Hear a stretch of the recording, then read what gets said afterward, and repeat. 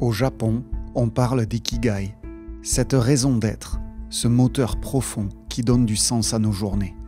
Pour certains, c'est une passion, pour d'autres, une mission. Et pour beaucoup de pratiquants, les arts martiaux incarnent cet équilibre subtil entre plaisir, discipline, transmission et accomplissement.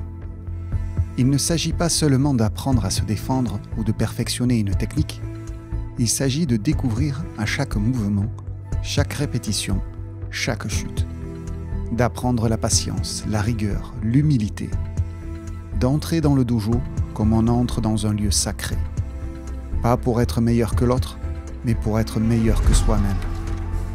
Les arts martiaux ne sont pas juste un sport ou un loisir, ce sont des chemins de vie, des voies d'expression, un moyen d'habiter le monde avec plus de présence, de conscience, de respect.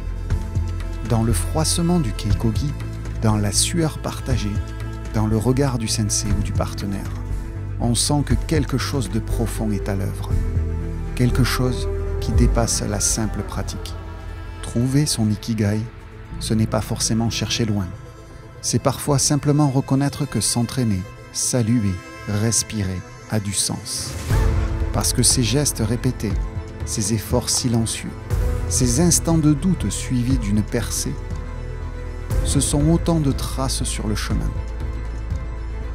Et peut-être que dans ce chemin martial, tu as déjà trouvé, sans le nommer, ta propre raison d'être. Depuis 10 ans, je pars à la rencontre des maîtres d'arts martiaux dans leur pays d'origine.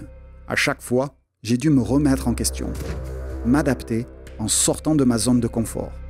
J'ai profité un maximum de ces voyages initiatiques auprès des maîtres et de replacer les arts martiaux dans leur environnement culturel et géographique. Voici ce qui s'est passé et qui a changé ma vie.